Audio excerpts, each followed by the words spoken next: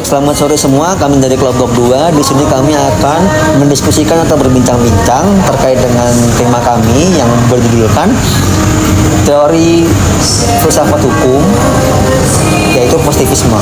Mungkin di sini ada yang ingin menjelaskan terkait definisi dari positivisme itu sendiri. Silahkan. Baik, izin menanggapi. Menurut yang saya baca, kata positivisme ini itu berasal dari bahasa Inggris yang berarti itu positivum, yang artinya meletakkan. Nah, Auguste Comte dianggap meletakkan dasar positivisme ini ke dalam bukunya yang berjudul The Process of Positive Philosophy. Pandangan Comte sendiri itu kemudian dikenal sebagai positivisme yang menekankan unsur-unsur pengetahuan faktual. Kemudian positivisme juga dikenal sebagai Heine, Reyni, Reichet, dan Langdale dengan positivisme atau jurisprudensi mekanik. Kemudian ada menurut Hans Kelsen adalah kumpulan gagasan dan teori tentang ilmu hukum dan praktik hukum kontemporer yang berdasarkan pada dasar filosofi positivisme dan dikembangkan di sekitar paradigma Galilean. Aliran positivisme ini sendiri itu dalam ilmu hukum dan praktik hukumnya itu adalah teori dan doktrin yang mereduksi ekstensi manusia menjadi suatu proses yang diatur oleh hukum sebab akibat. Kemudian konsep ini itu menyatakan bahwa manusia tidak memiliki kebebasan berkehendak. Meskipun begitu, positivisme terlihat seolah-olah bebas, namun nyatanya ia sebenarnya terikat oleh hukum atau hukum yang sempurna dan bebas mengatur manusia. Menurut saya itu sih. Terima kasih atas tanggapannya. Nah, karena Bapak Auguste Comte ini bahwasanya beliau adalah pencetus, ya. Beliau adalah pencetus atau penggagas dari teori positivisme. Nah, ternyata Bapak Auguste Comte bahwasanya beliau itu bukan hanya sebagai pencetus dari teori positivisme. Ternyata beliau juga menjadi bapak sosiologi, ya. Lahir pada abad 17 dan mengemukakan atau mencetuskan teori positivisme ini pada abad 18 dan 19, ya. Nah, positivisme ini berfokus pada hal-hal yang di luar metafisika, ya. Hal-hal yang bersifat aktual, realistis dan nyata, ya. Nah, dan Bapak Auguste Comte sendiri berasal dari Prancis, ya.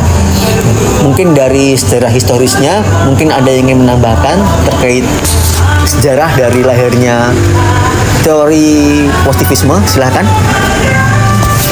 Baik, mungkin saya sedikit menambahkan gitu sejarah dari teori positivisme hukum. Teori positivisme hukum itu lahir sebagai reaksi terhadap dominasi hukum alam, yaitu natural law, yang mendasarkan hukum pada moral, agama, dan kehendak Tuhan. Positivisme hukum itu menekankan bahwa hukum adalah produk manusia, dibuat oleh lembaga yang sah dan tidak tergantung pada niat moral atau keadilan. Pada masa pramodern sendiri itu, untuk akar awal dari lahirnya sejarah teori positivisme hukum itu, sebelum positivisme hukum muncul, hukum didasarkan pada hukum alam seperti gagasan Aristoteles dan Thomas Aquinas. Mereka berpendapat bahwa hukum harus mencerminkan keadilan moral yang bersumber dari akar atau wahyu ilahi. Awal munculnya positivisme itu pada abad ke-17, di mana Thomas Hobbes pada tahun 1588 hingga 1679 mengatakan dalam Leviathan bahwa hukum adalah perintah penguasa demi menjaga ketertiban. Masyarakat harus tunduk kepada penguasa absolut demi mencegah kekacauan. Terus kontribusi itu dasar ide bahwa hukum bersumber dari kekuasaan negara, bukan dari moral. Mungkin sekian dari saya. Baik, terima kasih atas tanggapannya. Baik, di sini kita lanjut ke pendapat para filsuf terkait dengan pemahaman teori positivisme ini sendiri. Nah, yang pertama sudah dijelaskan bahwasanya dari Auguste Comte, ya, Yang kedua dari John Austin ya. Bahwasanya John Austin memiliki pendapat yang sama dengan Auguste Comte terkait pemahaman teori positivisme hukum ya. Tetapi beliau menambahkan bahwasanya positivisme ini didasari oleh dua hal. Mungkin ada yang menambahkan terkait dua hal tersebut. Baik, saya akan bantu menjelaskan apa yang ditambahkan oleh John Austin.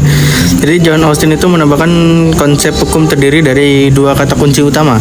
Yang pertama, hukum berasal dari manusia, yang artinya bukan dari alam, kebudayaan, atau Tuhan. Lalu yang kedua adalah bahwa hukum berasal dari negara. Yang dimaksud dengan produk hukum yang tidak dibuat dari negara dianggap bermoral positif atau moral positivity. Sekian dari saya, Mas. Baik. Terima kasih atas tanggapannya. Kurang lebih seperti itu pemahaman dari John Austin ya. Untuk pendapat filsuf yang ketiga terkait dengan teori positivisme ini dari Gustav Freiburg ya. Dari Gustav Freiburg sendiri bahwasanya beliau berbeda dengan dua pendapat filsuf sebelumnya. Ya, dari Auguste Comte atau John Austin beliau berbeda bahwasanya teori positivisme ini tidak bisa dilandaskan atas kebiasaan ya. Kebiasaan yang berulang-ulang di masyarakat itu tidak relevan. Beliau menambahkan bahwasanya hukum ini harus didasari oleh tiga nilai ya. Nilai utilitas atau sosiologi, yang kedua ada nilai keadilan, dan juga ada yang ketiga nilai kepastian ya. Jadi hukum itu tidak bisa dibuat berdasarkan secara kebiasaan masyarakat. Itu menurut beliau kurang relevan. Nah, makanya beliau menambahkan tiga nilai yang harus terdapat dalam hukum: nilai keadilan, nilai kepastian, dan juga nilai utilitas ya. Dari pendapat Gustav Freiburg. Nah, untuk yang keempat dari Hans Kelsen sendiri itu juga mengemukakan pendapat bahwasanya positivisme ini beliau memiliki pendapat yang berbeda. Mungkin bisa dijelaskan oleh saudara dari Priscil. Baik, aku mau nambahin terkait dengan pendapat Austin dan Redbridge ini masih menganut positivisme empiris. Hans Kelsen ini adalah positivis idealis. Kelsen menganggap hukum sebagai sistem normatif yang berasal dari nilai-nilai yang diperoleh manusia dari pengalaman batin dan fakta-fakta yang mendorongnya. Nah, nilai tersebut itu akan diterima secara objektif jika bersifat umum. Misalnya, nilai bahwa pembunuhan adalah perbuatan yang salah bagi setiap orang yang dapat dijadikan dasar norma-norma jika nilai tersebut bersifat objektif. Itu aja sih, Mas Teja. Terima kasih atas tanggapannya. Kurang lebih jawaban tersebut atau penjelasan terkait dengan pemahaman teori menurut Hans Kelsen seperti itu ya. Kita masuk kepada tahap atau sesi pemahaman positivisme dari tiga sudut pandang, dari ada ontologi dan juga aksiologi dan epistemologi. Mungkin di sini teman-teman ada yang menjelaskan terkait positivisme dilihat dari nilai-nilai tersebut. Silakan. Untuk masalah teori yang sudah dijelasin, kalau untuk positisme hukum terbagi menjadi tiga, yaitu ada ontologi, epistemologi, dan astrologi. Yang pertama itu ontologi. Dalam positivisme hukum, ontologi adalah cabang filsafat yang membahas tentang hakikat relatif tentang hukum. Apa itu hukum itu sendiri? Yang memiliki aturan yang dibuat oleh otoritas yang sah. Contoh dari ontologi itu sendiri yaitu undang-undang dan peraturan keputusan pemerintah. Yang kedua itu epistemologi. Dalam positivisme hukum membahas bagaimana kita mengetahui suatu atau metode memperolehan pengetahuan yang berkaitan tentang observasi terhadap norma-norma tertentu. Yang ketiga itu aksiologi dalam optisme hukum, yaitu membahas tentang nilai, aturan, kebaikan, keadilan, dan tujuan dari hukum itu sendiri. Nilai dalam hukum yaitu dianggap sah jika diterjemahkan secara formal dan peraturan tertulis. Mungkin itu aja sih. Ada yang lebih jelas dijelaskan. Terima kasih atas tanggapannya. Berikut penjelasan terkait dengan positivisme dilihat dari tiga pandangan ya. Dari pandangan secara teori ontologi, epistemologi atau aksiologi. Nah, ternyata positivisme hukum ini juga memiliki kelebihan dan kekurangan ya. Setiap teori pasti ada kelebihan dan kekurangan. Mungkin di sini ada yang ingin menjelaskan terkait dengan kelebihan atau kekurangan dari positivisme ini sendiri. Silakan. Baik, untuk kelebihan dari positifisme hukum itu sendiri, itu yang pertama itu menjamin kepastian hukum. Hukum tertulis yang jelas dengan formal menjamin bahwa masyarakat tahu apa yang boleh dan tidak boleh dilakukan. Terus yang kedua adalah objektif dan netral. Positifisme hukum sendiri tidak bergantung pada tafsir moral atau agama yang bisa berbeda-beda antar individu. Yang ketiga itu ada mudah diterapkan secara praktis.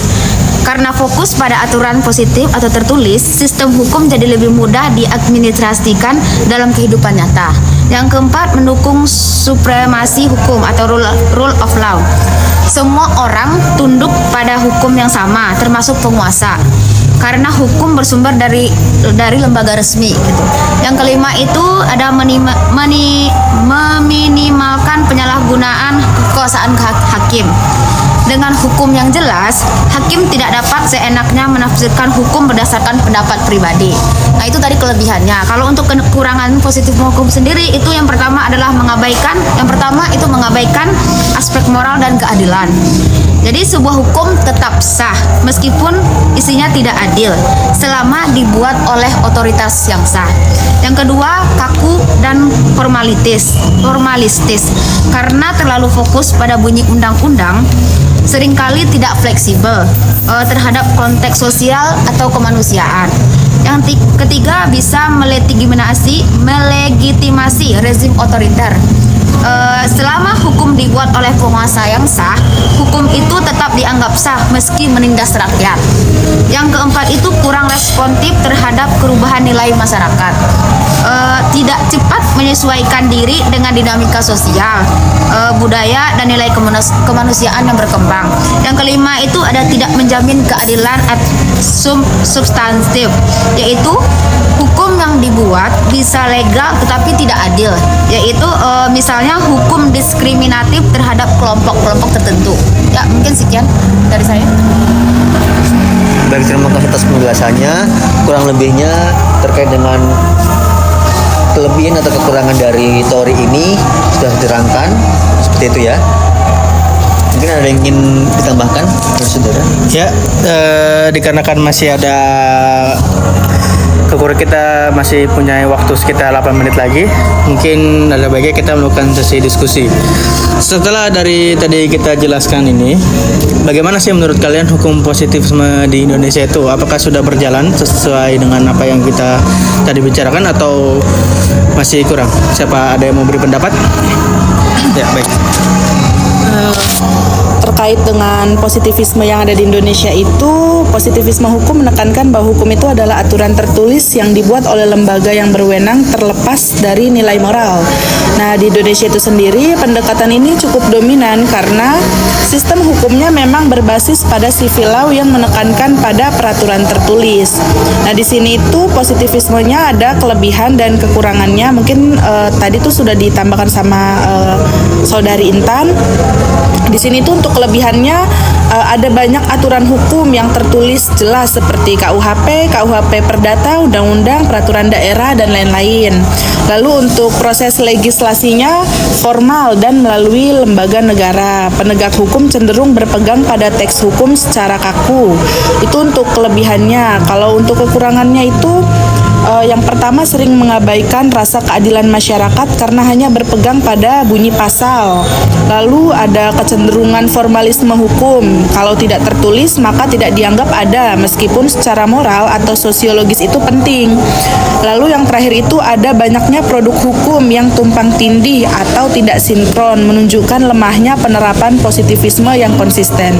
Jadi untuk kesimpulannya itu positivisme hukum di Indonesia itu secara formal itu sudah berjalan dengan baik, tapi belum sepenuhnya efektif atau adil dalam pelaksanaannya karena hukum sering tidak sensitif terhadap konteks sosial dan nilai-nilai keadilan substansif. Begitu. Baik, terima kasih Prisil untuk pendapatnya. Mungkin ada yang mau menambahkan lagi? Dari Mungkin dari Mas Riza, gimana Mas Riza, menurut Mas Riza perkembangannya? Baik. Kalau di Indonesia sendiri, kalau pandangan saya terkait dengan penerapan positivisme sendiri masih kurang, dikarenakan memang kalau saya menarik pandangan salah satu filsuf menurut Gustav Redwood ya, bahwasanya hukum itu harus ada 3 unsur nilai ya, nilai keadilan, nilai kepastian, dan juga sosiologi. Nah, apakah hukum ini sudah ditinjau dari 3 nilai tersebut? Karena melihat hukum-hukum yang sudah dibuat atau sudah diatur baik secara RUU belum disahkan, hukum itu belum memuat 3 nilai itu.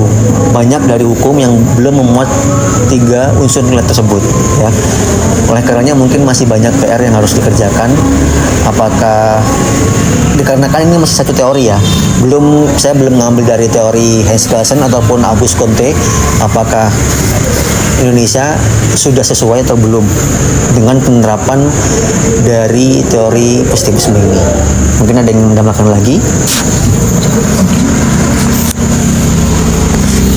Apakah ada yang mau menambahkan lagi? Cukup. Ya, mungkin kalau dari kelompok kita mungkin seperti itu saja ya. Kalau dari 2 pendapat bisa disimpulkan bahwa memang positivisme Indonesia ini dalam penegakannya masih sangat-sangat kurang karena belum ini apa namanya?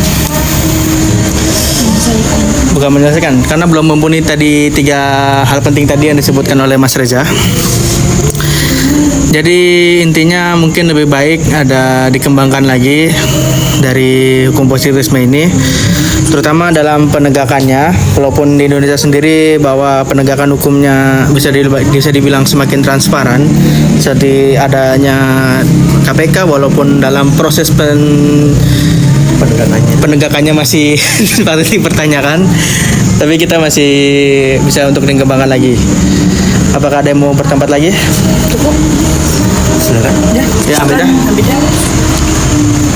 Jadi untuk pada intinya setiap teori ini kan memiliki kekurangan dan kelebihannya masing-masing kan. Jadi dalam hal ini itu positifisme hukum memiliki kelebihan, yaitu adanya tatanan masyarakat yang teratur, adanya kepastian hukum yang terjamin, keadilan secara hukum juga. Sedangkan kelemahannya dari positifisme hukum itu sendiri yaitu sulit tercapai dengan keadilan sosial, sistem hukum positif yang tertutup, dan sistem hukum yang dapat dipengaruhi oleh penguasa politik itu sendiri. Mungkin itu saja sih. Anda, apakah ada yang mau ditambahkan? Ya, ini masih ada 3 menit. Kira-kira ada yang mau ditambahkan apa enggak ya? Sepertinya kelompok kita sudah mulai bingung juga untuk menambahkan apa. Gimana? Dari Mas Reza. Kesimpulannya mungkin kesimpulannya boleh dijelaskan? Mungkin lanjutkan apa kesimpulannya? Oh, Kak Intan mau nambah? Mungkin ada sedikit, mungkin dari aku tambahin sedikit. Tadi yang aku ambil kesimpulan dari kelebihan dan kekurangannya itu ya, positifisme hukum itu kuat dalam menjamin kepastian hukum, tetapi lemah dalam menjamin keadilan substansialnya. Oleh karena itu, dalam praktik modern banyak negara menggabungkan positifisme dengan pendekatan keadilan, hak asasi manusia, dan hukum agresif. Dah, mungkin itu. Baik, kalau gitu mungkin kita tutup saja walaupun masih kurang 2 menit. Baik, terima kasih atas tanggapannya dari teman-teman semua. Kurang lebihnya terkait dengan diskusi kita pada sore ini.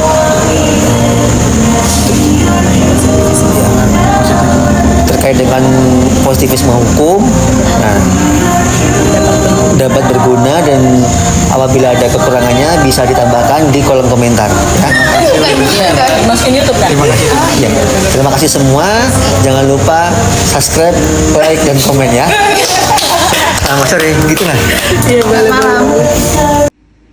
Oke, terima kasih untuk kepada kelompok ini. Terima kasih kepada Mas Reza sebagai host. Terima kasih kepada Hamidah untuk bisa menjawab pertanyaan-pertanyaan yang diajukan oleh Mas Reza. Terima kasih kepada Prisil. Lalu terima kasih kepada Amanda, Kak Intan, dan sekian dari kelompok kami. Wassalamualaikum warahmatullahi wabarakatuh.